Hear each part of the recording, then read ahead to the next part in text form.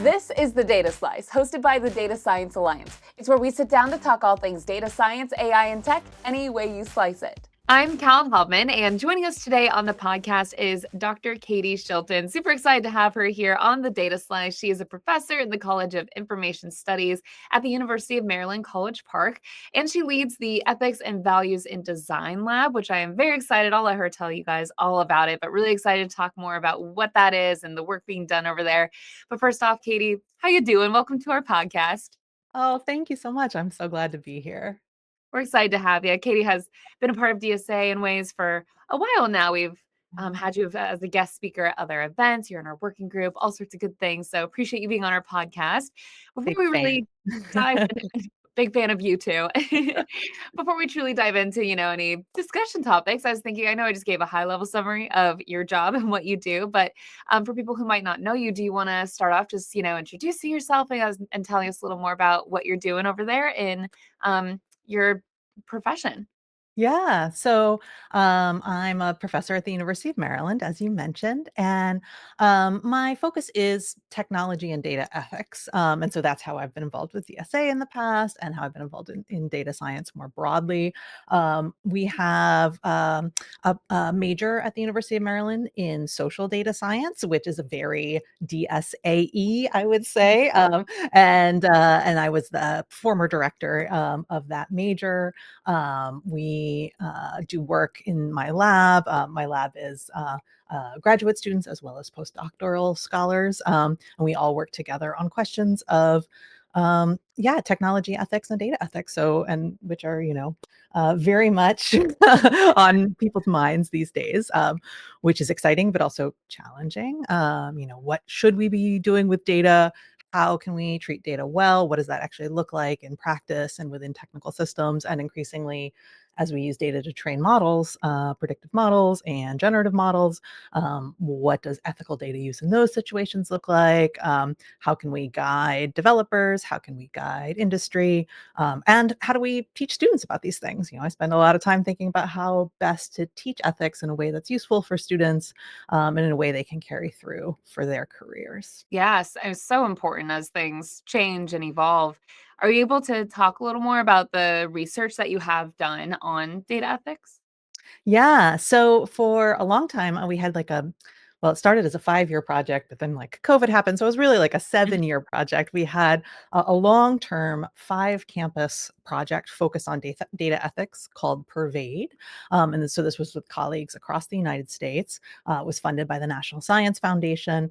And our goal was really, when we started the project, it was about 2016, and there had been a number of big controversies in data ethics, and specifically in research uses of data. This was sort of pre-generative models and things like that. So this was research uses of data, but of big data sets. So research uses of like dating site data, or research uses of social media data. And we realized that researchers didn't, frequently we had done sort of a study of researchers, and what we found was that researchers want to do the right thing with data. Generally, academic researchers are trained in ethics, and research ethics, human subjects research ethics, like lab ethics, right? So we get training in how to interact with the consent forms and things like that. And we have a real ethical tradition in academia of treating people well in research. This is because this was not always the case, and folks may or may not know, but there were unethical research projects done in the United States and also in across the world in the 1940s, 50s, 60s, that changed how we think about human subjects research ethics, how we think about research with people.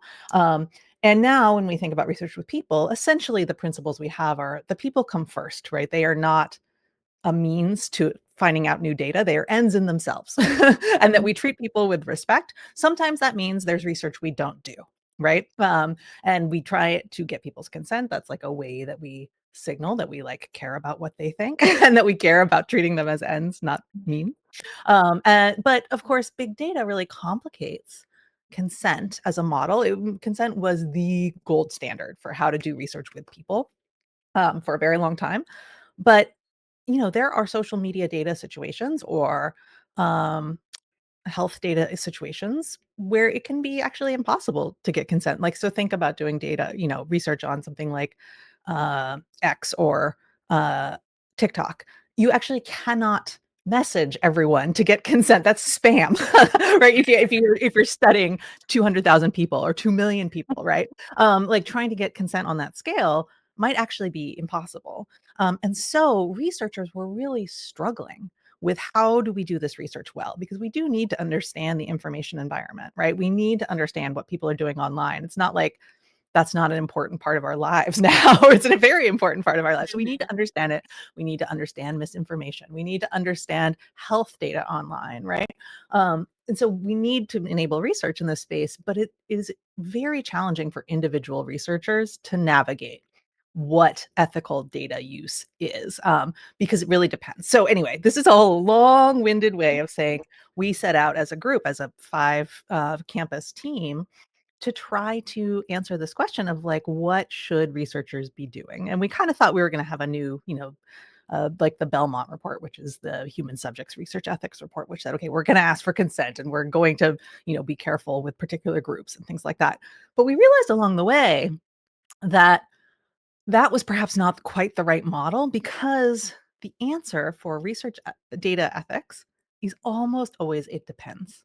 It Mm. depends on who's asking for the data. It depends on what they're going to use it for. It depends on what kinds of analyses they're running. It depends on if people understand that the data could be used for that purpose or not. There are all of these factors that matter. And we ended up actually doing some interesting surveys of social media users where we gave them little stories about data use. And we systematically varied the factors in the story: the data type, the person asking, what they were going to use the data for, whether they were going to use automated ways of making predictions with that data, and we varied those factors. And what we found was, while there are certain factors that make data always a little bit trickier to use, certain kinds of data, health data, data about sexuality, or always like a little bit more sensitive. So we did see some trends in that direction. We did see that it matters who's asking, but basically what we saw was that all the different factors matter at different times, which is a hard finding, because what it means is that the onus of decision making for what is ethical like falls on the researcher in a really hard way, right? We are asking researchers to understand that data use is contextual, and that all of these many factors matter. So what we've ended up doing is creating decision support tools for researchers that walk them through the many kinds of factors that might matter to their data use. So we made an online quiz. I like to say it's like a BuzzFeed quiz. I mean, it's not that much fun. It's a little bit fun, maybe. But where researchers can answer, what kinds of data are they collecting? Are they matching it up with other data sets? Is the data potentially re-identifiable in any way? Are they going to delete the data after certain? So there are all these questions. And then for each question, they get some feedback about, advice or best practices or readings that they might do about that answer. And then at the end, they also get, like, we call it kind of a diagnosis. It's not, and we say basically you're operating in hard mode, medium mode, or easy mode. If you're operating in easy mode, like, great, you've thought through these issues, or you're using a really uncontroversial form of data. Maybe you're studying politicians, really public figures, right? And you're only using their public data. And there's, go for it. Like, that's no problem. Hard mode is, okay, you've got some thinking to do. We're not saying don't do this project, but here's a whole bunch of reading and resources to think about how to treat this data really carefully. So we built this tool, this sort of decision support tool, and now we're using that tool in a variety of different places, so that the data science community can have access to it. So it's freely available on our website, and we use it in our classes and things like that. But we're also partnering with big initiatives, like Princeton University's Accelerator Project, which are trying to give researchers better access to data about the information environment or the digital data. I haven't talked about I've talked about research ethics, but I actually haven't talked about the challenges of research access to this data. It actually can be very hard these days for researchers to get. But like I said at the beginning, it's important for researchers to be able to study the information environment. So Yeah. groups like Princeton, Princeton's accelerator are trying to solve this problem by making data more available to researchers, but they're also partnering with groups like Pervade to say, okay, but ethical access to data, which I think is a really helpful. Like, I think if we can build platforms that sort of build some of the ethics of this access in, that would really help researchers, because then researchers aren't having to make decisions, unguided decisions, right? Like, we have a way to say, okay, and as you access all of this great data, like, let us walk you through how to think about protecting. Yeah, considerations to make and things. Yeah. Right. Would you say that's a pretty good example of what the lab does? You know, is that kind of a big picture explanation in a way of kind of the purpose of the lab? Yeah, yeah. I would say that we, we are really interested in empirical research. Like, we are all empirical researchers in the end. Like, we want to find out how and why, and like, so that the Pervade research, a big part of it was like asking, doing studies of how people feel about their data being used in various ways, right? So there's the empirical part, but then we're interested in sort of creating products or deliverables that can help people understand the research that we have done, and not just papers. I mean, obviously, we also publish papers for academics, but we've made so the decision support tool is one example, but we've also created educational games based on our empirical research to help people like understand. My PhD student Anna Leonard has done quite a bit of research into content moderation, which is another sort of really tricky technology ethics space. And we've created a game to help people understand the really hard values challenges and trade-offs in content moderation. So we have that. We have a privacy by design game that is based on work we did studying mobile app developers and the ways that mobile app developers can have tricky trade-offs around things like privacy in their work. And so we can help students experience those, or students or game players, whoever they might be, experience those trade-offs in a much more real way than, say, reading a case study might do.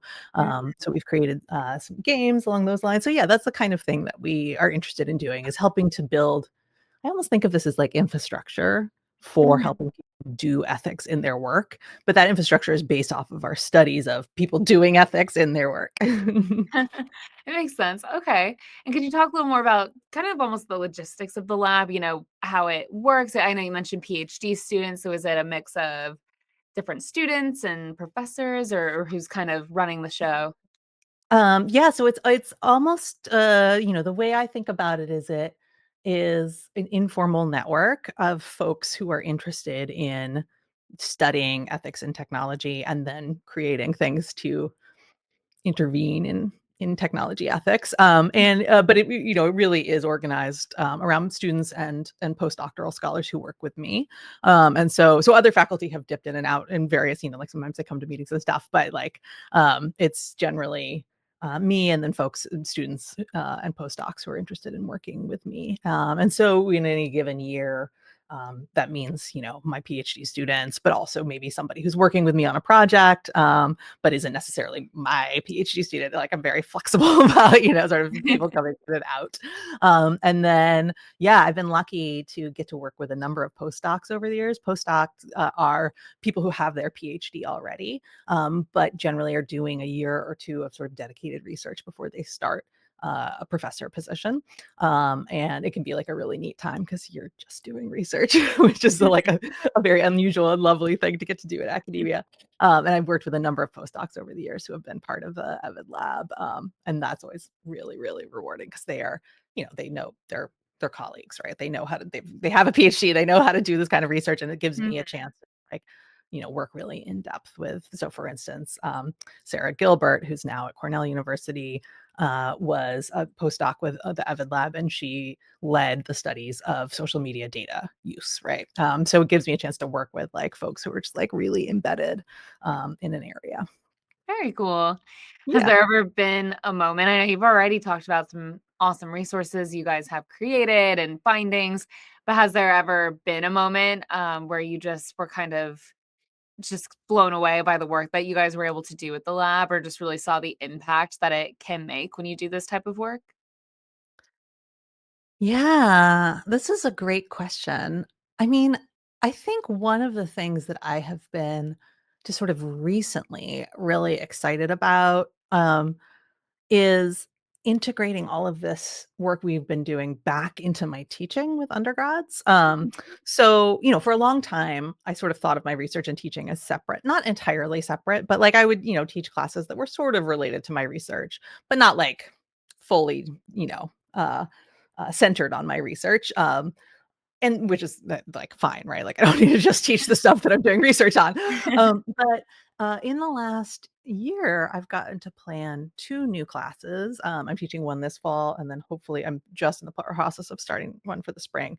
Um, that are really, really focused on what I do. And so in the fall, I'm teaching a class specifically about ethics interventions for designers and technologists.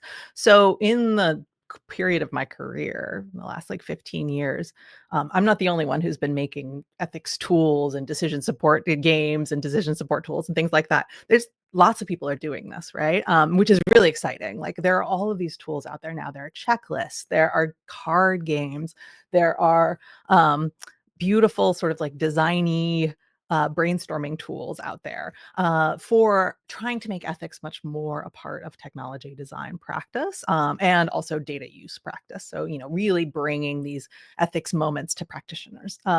And so there are all these tools out there, and I'm going to teach a whole class where we play with the tools and critique them and think about, how do these fit into professional life, right? Which ones work? We like, does it make sense to play games in a work setting? Like, like which of these work well, which of them don't, which need more. And then I'm having students like revise them, critique them, and create their own tools and for their workplaces or internships or even their technical coursework to try to think about this idea of sort of tools for intervention. So that's been really like I feel like this is very exciting for me to get to take all the stuff I've been doing and bring it back to students and say, hey, is this useful? How is this useful? When is it useful? How could we do this better? Right? Because, students are really navigating challenges around tech ethics and data ethics right now. Like, the job market is scary and Yeah. these technologies are sometimes they feel scary. And, like students, like I never have to sell students on social media ethics, right? Like they've lived it. They all like are of a generation that is very aware of like the perils and pitfalls of online data. And so that it's exciting to get to work with them on like, what does this look like in your professional life, right? Like, how do you carry this with you when you will be going into a market with like intense pressures to just get the data and make the product, right? I get that, right? So I'm really excited to just like have this moment of sort of synthesis of like all the stuff I've been doing and like students' practical on the ground needs. What has that been like to be, teaching future tech leaders, and kind of having that chance to really start them from the beginning, with that mindset of keeping ethics at the forefront? Has that been an interesting experience, kind of having that impact on people? Yeah, it's really interesting. It's kind of hard because, and so I'll tell you what. So we've done these. So I've had ongoing conversations with my dean, my former dean now. He has moved on, but he was, he is a computer scientist.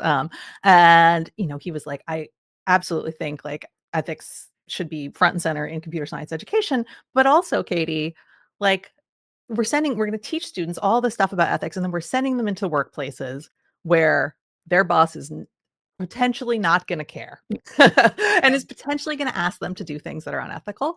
And then we're just making them unhappy, right? Because like they're entry level employees who have been trained up in this idealistic way to approach tech. And then they're being asked to do things that they know or that may be upsetting, right? And so if they've been trained that way, like what do we do about that? And I was like, oh, I don't know. That's such a hard question. And I worry about this, right? Yeah. And I have been in conversation quite a bit with a colleague of mine, Tamara Clegg at UMD, who has long studied um, the ways that identity formation supports. She's in the education space in learning sciences, or that's where she comes out of. And so she's really interested in the ways that identity formation impact professional identity. So she's worked with, like, for instance, students to help them. She uses in the data science space. She works with athletes on campus to help them understand their data as data science, to help them form identities as data scientists, right? So they are not just athletes; they're data scientists. And so, so she's interested in identity formation. And she said, she was like, well, they need accountability groups to help remind them that part of their professional identity is ethics, is data ethics, right? So that that being a social data scientist means that you handle data in particular ways, right? And I was like, oh, that's interesting. And so she and I worked together on like a mentoring program for our students where they would have connections with with recent alums who were navigating the stuff in their own work. And hopefully we could start to build sort of like alumni networks, right, of people who have this professional identity as ethical data scientist. And so this is really nascent stuff. Like, we're just kind of beginning and trying to figure out how to do this and support it long term. But like, I think she's onto something, right? Like, I think identity formation is important here. Because yeah, I totally get that for my students, it's scary to be launched into these environments in the tech sector that right now are like, you know, hard jobs, much harder jobs to get than they used to be, right? And then B, are subject to increasing pressures to perform as opposed to, to be ethical. And so, trying to like keep a connection around and a professional identity as we train the next generation is so far the best way I've thought of to approach sort of culture change in that industry. Yeah. Yeah, the tech does, it feels like every day kind of evolve and change and grow. So what is that like teaching them and kind of having to stay up to date, on the latest trends and innovations? Is there a certain approach that you take and that you think they should take when it comes to kind of, just being in the know with the tech and everything? Yeah. I've been thinking about this because I've been thinking about, like, how do we talk to her? So I mentioned that in the fall, I'm teaching this class about tech interventions, but in the spring, I'm going to be teaching a class. Well, hopefully, we're still working on it. So I actually don't know for sure, but we're working on sort of an AI clinic where students would advise governments and nonprofit groups in the Maryland area. So, like, local folks, they would work with them on AI adoption strategies. But specifically values centered or ethics centered AI adoption strategies, which is why sort of we're targeting like nonprofits and government organizations who do probably, are much more likely to want a sort of value centered approach, as opposed to just a profit centered one. And so one of the things we're thinking about with students is like, how do we talk to them and how do we prep them for understanding how quickly these models are changing, right? Because doing AI adoption, really value-centered AI adoption, really, you need to understand both the abilities of these systems and the limits of them, what they don't do well, what they tend to mess up on, right? Like what kinds of biases they tend to have. And that stuff changes all the time. I mean, even just like different models of ChatGPT, right? And and Gemini and Claude, all of them, like they hallucinate less over time, but they might actually start hallucinating more. Like there are all of these things that like keep shifting. Particular biases. There used to be a lot of biases in image generation models that have changed over time because people pointed them out and then they updated the models to, so like these things shift constantly. And so there's a real, I would say, so yes, like our students need to be aware of that. They need to sort of figure out how to do research. I need to figure out how to do research to understand how these things are changing. But also, like, I don't think this should all be on us, right? Like, I don't think it's students or even professors' jobs to figure out like the limitations of these models. Like, who would be really good at telling us the limitations of their models? The people building the models. And the fact that they are not always transparent about the limitations of their systems drives me just a little bonkers because like I don't think like I mean I come from academia where like we write about the limitations of our work right in the paper, right? Because that's a part of understanding the work is like here's what it does and here's what it doesn't do. Like why aren't these chat systems being sold to us as like here are some things they're great at, here are some things that they don't do well, right? Like it's journalists have to like red team the models in order to figure this stuff out right now. And I want the companies to be more, and this is idealistic, I get that, but right now these systems are being sold to us as if they are for everything all the time. They're going to replace work. Everybody needs to be using them every day. Like, this is the stuff you hear coming out of industry. I was just at a panel where several folks from major tech corporations said, we need our employees using these things every day. And I want to hear, okay, but for what, right? It's Yeah. not for everything. It is not. They are great at reading your receipts and putting them into your travel, your travel company reimburses. Awesome. Like, that is great. That is a thing that I am delighted that they do. They're really good for writing emails sometimes. They are not good, as we keep seeing over and over, for producing legal testimony. And people keep getting in trouble for fake citations or like hallucinated citations. So, those are the kinds of things I need my students to understand. And it would be a lot easier if red teaming these systems, I keep using this term, but that means like attacking them to try and figure out what they're bad at, wasn't entirely an outside activity, right? Like, we need some of this information coming from the model developers themselves. Yeah, so when it comes to the ethics of this technology, because we've kind of talked about different perspectives, do you think there is a big portion of responsibility that does fall on the creators when it comes to kind of keeping the ethics at the forefront? Yeah, I think it is a huge responsibility of the people who build technologies. And a lot of my career has been focused on trying to study the designers and developers of technology in order to create tools that help them move ethics to the center of what they do. Um, my my in-laws, like my husband's cousins, constantly are saying to me, like, how's that going, Katie? Like, have you changed the world yet? Because, like, obviously the project's not going that well. Like, I have not succeeded in making ethics like the thing that technology designers are accounting for in their work.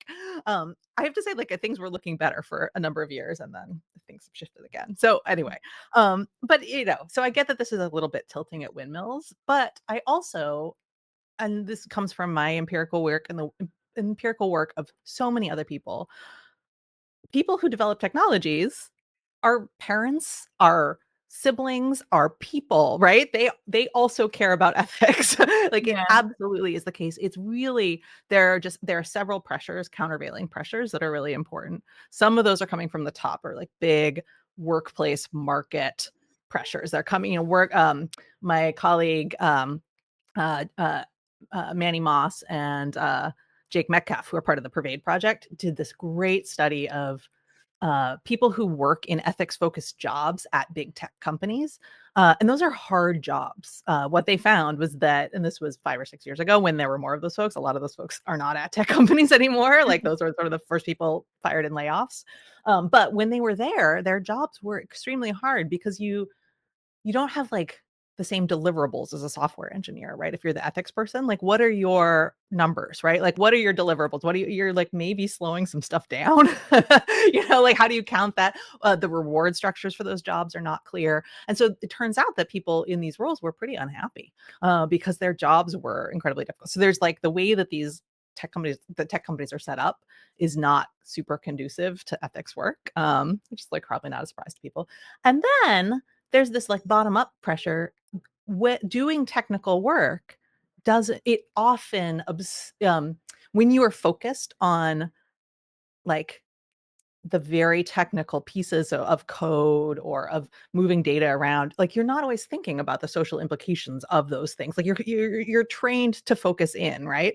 Which is not a bad thing. Like, focusing in on the technology itself is not a bad thing. But if you're working um on a product, you're really sort of laser focused on that product and on like the numbers and on like making that product work. And it's not always obvious what the ethical sort of considerations are or should be. And so that's the piece that I've really focused on, is like trying to move ethics sort of closer or alongside the hard, fun technical challenges that technologists are solving. Mm, So, mhm. I do not know how to solve the market pressure, boss pressure piece of this, except for Yeah. we talked a little bit about professional identity and stuff like that. But I have tried hard to make ethics sort of more central, to tie it more closely to technical work. So it's not like you used to hear a lot. This happens less now, which is good. Not because of my work, just the world has changed. But you used to hear people say a lot, that's not my job.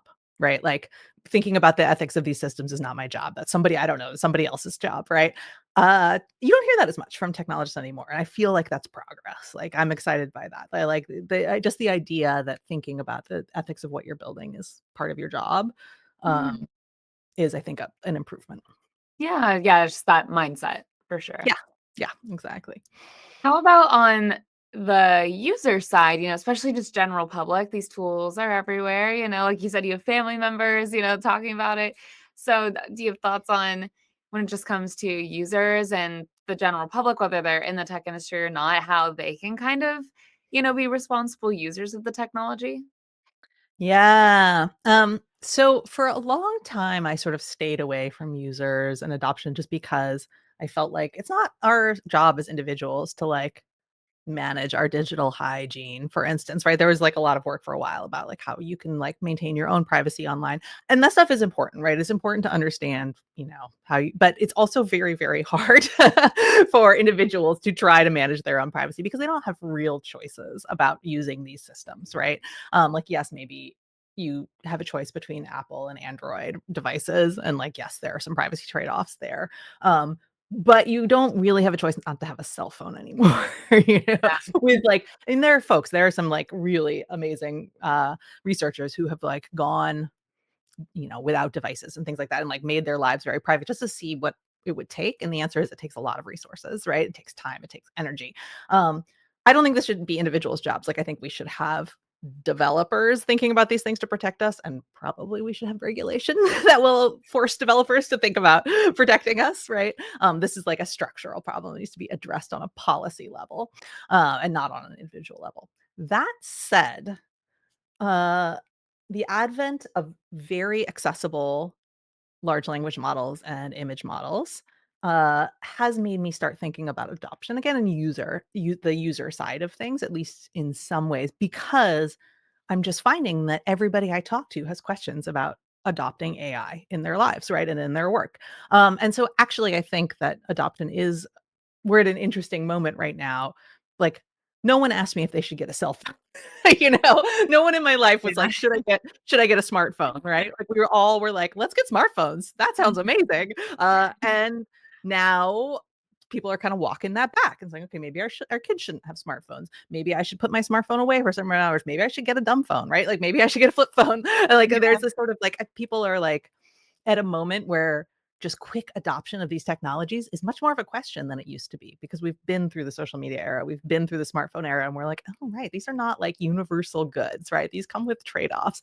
And so I actually think we are at a point where people are really questioning AI adoption. Like, when should I do it? How should I do it? And I think it's a really good moment to have some very principled approaches to AI adoption for organizations, but also for individuals, in the same way that families are thinking about how to do this with their kids, right? Like, okay, when they're older, and we'll start with this, and we'll only allow it for these kinds of uses and these kinds of questions so that they can get used to it and understand how it works, but like they're not, getting involved in romantic relationships with bots, right? Or whatever, like Mhm. parents are concerned. So if parents are concerned for kids and are doing purposeful adoption, maybe we all should be, right? Like maybe that is a model for organizations. Maybe that's a model for individuals as well. And so I've been thinking a lot about like what a value-centric model of AI adoption looks like. How do I center my values as like what do I want to get out of this? And then figure out how AI systems support those values, but also challenge them. And then only use them use them in ways that support those values. So, use them to do mundane tasks, but not interesting tasks that I love doing that I know I'll get a lot out of, right? Or Mm. um, use them for things like taking meeting minutes, which are easy to verify if there's a breakdown, right? Like I can read the transcript and be like, wait, what? That did not happen. Right. Where and not doing them for things that will be really hard to verify a breakdown, right? For instance, citations. Unless you're going and Googling every single one of those citations, you can't eyeball it and see if it, is right in the same way that you can with a meeting that you were at. So Mhm. thinking about the ways that these systems break down and the ways then, is it worth my time to try to fix those breakdowns, right? To repair those breakdowns. Mhm. So I've been working with my colleague, Joelle Chan, who's also at the iSchool, on a sort of like systemized framework for doing this sort of analysis of like values, challenges, breakdowns, and whether to repair, like how much energy it would take to repair those breakdowns, and then using that as like a principled way to think through my own AI adoption, as well as ask my students to think about for the classes. Like, so an ongoing challenge right now is like, are students using AI in classes, right? And in what ways? So in my, fall class, I'm going to be asking students to do a values analysis of like how they would, how AI will fit into this class for them. So what do they want to get out of this class? What are their values? And then how will AI support those values or challenge them? And then make some pledges themselves about what they plan to do with AI in the class, and it is up to them and their values. But I want them to be principled about it. So I don't know how that will work. We'll see. But I'm hopeful. Yeah. I know you mentioned regulation and policy earlier. Is there a certain direction you see that conversation headed? Or is there a certain direction you hope to see all of it headed? Yeah. So in a US context, there was quite a bit of movement until sort of uh, over the last few years to have sort of federal privacy legislation. And it has stalled as far as I can tell. So one of my graduate students, Anna Leonard, actually worked on Capitol Hill for quite some time. She's very familiar with these policies. And she has a, quite an interesting perspective, sort of why they stalled. But essentially there's a lot of values conflicts between what people should, what it is good to do with data. And we just haven't resolved them in the United States in a sort of in a democratic way and the way we need to make federal policy. So in the US, where this has moved is the states. And individual states are passing privacy laws all the time. There's a ton of them right now. This is complicated for businesses because now they have a lot of different states to figure out and to comply with. So, in some level of federal privacy legislation would be a good thing for industry in that they would just have one standard. But agreeing on that one standard it turns out very hard. So for the moment, we have state policy. And I, as a privacy scholar, as an ethics scholar, I think that's a good thing. Like, I'm glad to have state policy. I'm glad states are taking up the mantle. And if they can pass these policies more easily because they can agree as a state on them, then that's a good thing. So I do think some of these policies in terms of restricting data uses or restricting sort of kinds of things that can be done with people's data is a positive step. There's also the European context to think about, not because we are in Europe, but because European law absolutely affects American companies because they have users. And so it's, we are sort of carefully watching the effect of European data policy on the United States. This will be true with AI as well. AI regulation seems unlikely to happen on a federal level in the United States anytime soon. But it doesn't mean that it won't happen in Europe, and it doesn't mean it is already happening in Europe. And it doesn't mean that it won't happen in the states. And again, we'll have a similar challenge of, will states make radically different policy from each other? Possibly. How will that challenge or hamstring industry? We don't know. Will it be protective enough?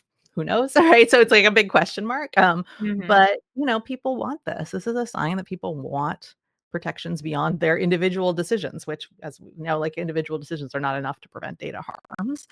We do need some policy protections. And so if that's happening at the state level, like, great. States are the laboratories of democracy. Well, within just the tech in general and the work that you do, are there any maybe innovations that you are excited to kind of see how they evolve as the tech, like we said earlier, feels like it's constantly changing. So is there anything that you're maybe extra looking forward to seeing? The University of Maryland is part of an NSF-funded AI institute. These are big research efforts dedicated to different topics in AI, and ours is focused on trustworthy AI and specifically ways that participation can help build trust in AI systems. And so we think about that as participation in the development of systems, participation in go- in uh, governing those systems, participation in sort of critiquing or deploying those systems. So we're interested in building participation into all parts of the AI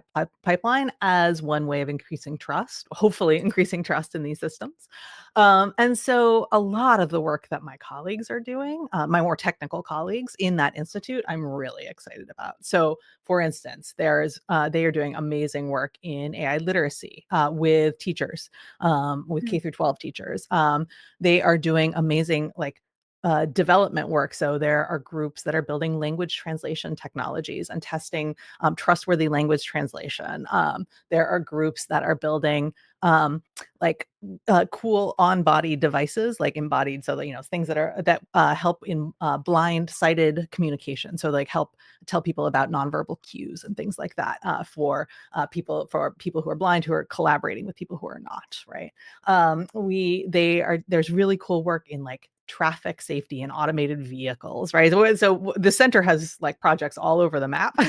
Like so many different kinds of AI are being developed in the center, but all of them are being developed with forms of participation at their heart.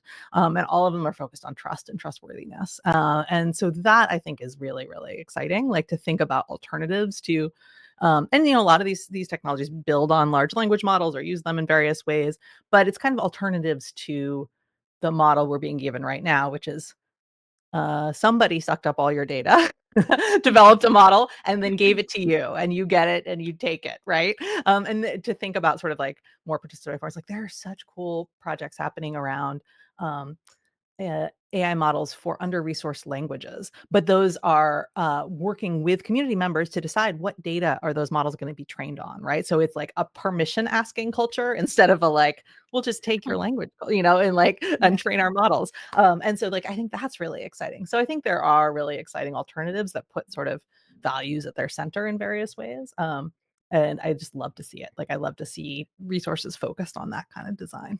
hmm So much of what we do and promote at DSA is all about the power of data and AI, when it is used responsibly and the positive impacts it can have on people. So, what is it like for you to kind of, you're kind of at the forefront of that in a way of really just seeing the power of data and AI, like you just said, it can help people be used safely. What is it like to kind of see the power it can have in a positive way when used responsibly?